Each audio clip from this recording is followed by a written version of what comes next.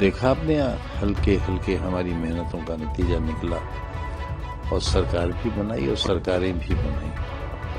آگے بھی امید کرتے ہیں. نہیں خبر تھی کہ سرکار کا کام فلاحی کاموں کے علاوہ کسی کو برباد کر دینا، تباہ کر دینا، فنا کر دینا، مٹا دینا، بستیاں کی بستیاں اجاڑ دینا اور خاندانوں کو نیست و نابود کر دینا اور گھرنا کا ایک ایسا بازار گرم کرنا جس میں زمین بھی گھرنا کی ہو، عمارت بھی گھرنا کی ہو، سامان رکھا ہوا وہ بھی گھرنا کا ہو، لیکن نہ میرا ہے نہ تیرا ہے، یہ ہندوستان سب کا ہے، نہیں سمجھی گئی یہ بات تو نقصان سب کا ہے. طاقتور لوگ کہہ رہے ہیں یہ جنگل ہے اور جنگل راج ہے. وہاں جن لوگوں کی ستا ہے 20 برس سے ستا ہے کر پائے، تو ویسے جنگل راج میں میرے جانے کا مطلب یہ ہے کہ میں بھی شکار ہو جاؤں گا. میرے پاس تو کوئی ہتھیار نہیں ہے. اب یہ تو ہتھیار بند لوگ ہیں جو جنگل راج میں جا رہے ہیں. اب کیا ہوگا ان کا جو جنگل میں رہتے ہیں.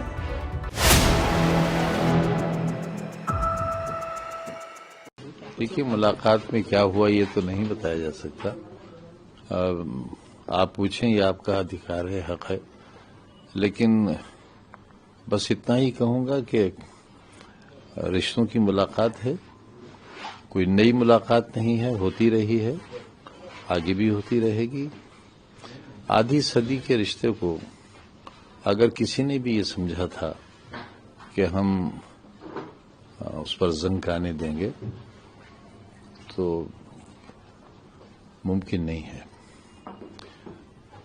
ادھر سے بھی ممکن نہیں ہے اور ادھر سے بھی ممکن نہیں ہے. خدا نہ کرے اگر کوئی ایسی بات ہوتی تو مجھ سے زیادہ درد ادھر ہوتا. یہ صرف راجنیتک رشتے ہی نہیں ہیں بلکہ اس وقت کے رشتے ہیں ان کے والد مرحوم کے زمانے سے جب ہم صرف ودھائک ہوا کرتے تھے اور اس وقت یہ گمان بھی نہیں تھا کہ ہم کبھی سرکار بنا پائیں گے اور سرکار بھی اس طرح کے سرکاریں بنا پائیں گے. کانگریس بہت طاقت میں تھی. آج بھارتیہ جنتا پارٹی جس طرح ملک میں طاقتور ہے اس سے کہیں زیادہ بڑی طاقت کانگریس کی تھی. لیکن دیکھا آپ نے ہلکے ہلکے ہماری محنتوں کا نتیجہ نکلا اور سرکار بھی بنائی اور سرکاریں بھی بنائی. آگے بھی امید کرتے ہیں کہ ہم پھر سرکار بنائیں گے اور سرکاریں بنائیں گے. ہاں بس اتنا فرق رہے گا کہ ہمیں یہ نہیں معلوم تھا کہ سرکاروں کے کاموں میں کیا کیا آتا ہے. ہم تو یہ سمجھتے تھے کہ وہ جو آخری ویکتی بیٹھا ہے جس پر ہماری بہت اوجھل سی نظر گئی ہے، چلیں اور چل کر دیکھیں کہ اس کی آنکھیں نم تو نہیں ہیں، اور اگر نم ہیں تو ہم اس کے آنسو پوچھنے کی کوشش کریں. اگر اس کے سر پر سایہ نہیں ہے تو اس کے لیے سائے کا انتظام کریں. اگر وہ بھوکا ہے تو اس کے لیے روٹی کا انتظام کریں. اگر وہ بے روزگار اور بے سہارا ہے تو اس کے لیے سہارا بنے سرکار. ہمیں یہ نہیں خبر تھی کہ سرکار کا کام فلاحی کاموں کے علاوہ کسی کو برباد کر دینا، تباہ کر دینا، فنا کر دینا، مٹا دینا، بستیاں کی بستیاں اجاڑ دینا اور خاندانوں کو نیست و نابود کر دینا اور گھرنا کا ایک ایسا بازار گرم کرنا جس میں زمین بھی گھرنا کی ہو، عمارت بھی گھرنا کی ہو، سامان رکھا ہوا وہ بھی گھرنا کا ہو، بیچنے والا بھی گھرنا کا ہو اور خریدنے والا بھی گھرنا کا ہو. کیا ہوگا ایسے بازار کا؟ کیا انجام ہوگا آخر؟ تو اس انجام سے بچانے کے لیے ہم سب لوگ مل کر چاہتے ہیں کہ کوشش کریں، اور حالات کچھ اس طرح کے ہیں کہ کوشش بیکار نہیں جائے گی. آج پردھان منتری جی نے وندے ماترم جو راشٹریہ گیت ہے اس کے 150 ورس پر ایک کارکرم رکھا، اس کا شبھارمبھ بھی کیا، لیکن اس دوران انہوں نے وپکش پر جس طریقے سے حملہ ہوئے انہوں نے کہا کہ وندے بھارت کے ٹکڑے ٹکڑے کر دیے گئے تھے، اس کے وبھاجن کر دیے گئے تھے. اب دیکھیے جو لوگ آزادی کی لڑائی میں رہے وہ اگر کچھ کہیں تو زیادہ اچھی بات ہوگی، اور جہاں تک پردھان منتری جی کا کہنا ہے ظاہر ہے اس ملک کے وزیر اعظم ہیں اور بہت بڑے آدمی ہیں. میرے جیسے آدمی کی یہ حیثیت نہیں ہے کہ میں ان کے کہے پر کوئی رائے زنی کروں، لیکن نہ میرا ہے نہ تیرا ہے، یہ ہندوستان سب کا ہے، نہیں سمجھی گئی یہ بات تو نقصان سب کا ہے. تو اس طرح کا ہندوستان تھا اور اسی طرح کا آگے بھی بننا چاہیے. اور کسی ایسی بات پر جسے وندے ماترم ہو، سارے جہاں سے اچھا ہندوستان ہمارا ہو، جن گن من ہو، اس میں اختلاف کسے ہے؟ وواد کہاں ہے؟ اعتراض کسے ہے؟ ہاں، کسی کو مجبور نہ کیا جائے. یہی پارلیمنٹ میں نے کہا تھا کہ یہ تو دل کا معاملہ ہے، جس کا جو جی چاہے کہے. کوئی قرآن کو مانے، کوئی گیتا کو مانے، کوئی بائبل کو مانے، کوئی گربانی پڑھے. اس میں کسی کو کیا اعتراض ہو سکتا ہے؟ سر، آپ سپا کے وریشٹھ نیتا بھی ہیں، اسٹار پرچارک بھی ہیں. بہار کی اگر بات کی جائے دوسرے فیز کا جو چناؤ ہے، اس چناؤ کو لے کر کے آپ وہاں جائیں گے پرچار پرسارک کے لیے؟ جانا چاہوں گا، لیکن وہاں تو